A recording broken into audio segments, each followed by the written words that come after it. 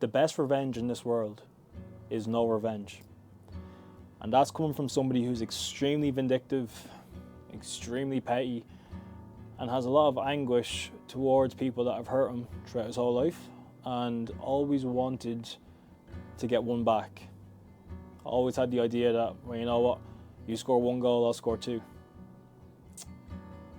Bad mentality, extremely bad mentality, because even if you were to get your revenge, yeah, let's just say, for example, you do exactly what that person or that thing did to you, you do it back to them. That's not going to change what happened. That's not going to change your perspective on things. That's not going to change the hurt, the pain that you felt going through that or those scenarios. You know what, maybe in the moment it might. When the adrenaline's going, when your mind is so hell-bent and so fixated on this fantasy that you've had in your head for so long, and you finally get your lick back. Yeah, you finally get to do what they did to you, or even worse. And you think, yes, this is it. This is what I was looking for. Until the adrenaline fades away and everything comes back to normal. And you've just done something now that could get you in a lot of trouble. And also, it has not fixed any of the pain that you have within yourself. And as you get older, you realize that revenge is just so futile. It's so pointless, and there's no real reason to do it.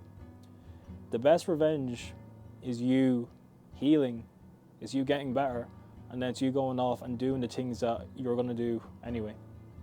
That's your revenge. Your best revenge is not stopping. Your best revenge is becoming the person that you're always meant to be. Because as somebody who had it in their head for the longest time after somebody had hurt them, for 2 years, I sat in that room up there and I thought about horrible things, things I can't even say on camera. I was ready to throw my life away for the sake of pride, for the sake of male ego, just to prove a point to somebody who is worthless to me. In the grand scheme of things, they're worthless. I'm sure to other people they are worth something. To me, they are worthless. And that's just the idea there. You're just not going to ever grow and move on. And I lost 2 years through my own victim mentality because of that. And that's what revenge really is. You've been victimized by somebody. You feel victimized by somebody. And instead of just going off and healing and doing what you need to do, you're going to stay in that mentality. You're going to ruminate in it, and you're going to let it consume you. So just don't. Now you say just don't. How do you not just don't? Well, talk about it. Write it down in a journal. Get some help. Go to counselling. It's not easy to deal with a scenario that has affected you emotionally that badly. It isn't. But the worst thing for you to do is to keep replaying it in your head.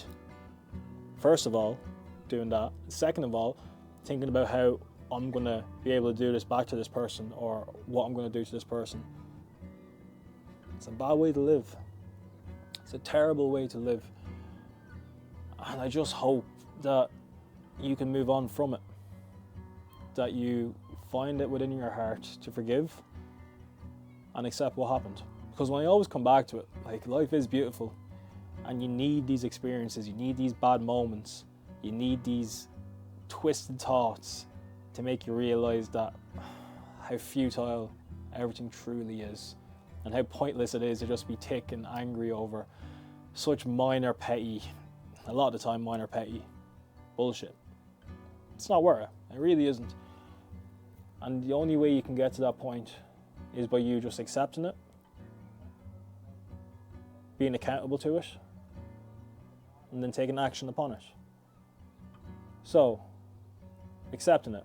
It happened. It's done. You can't go back in time, and you can't change it. No matter how much you want to change it, no matter how badly it hurts, you can't. It's done. Time to accept it. Be accountable. Always be accountable. Even if that scenario wasn't your fault, there's things that you probably did beforehand that led to it.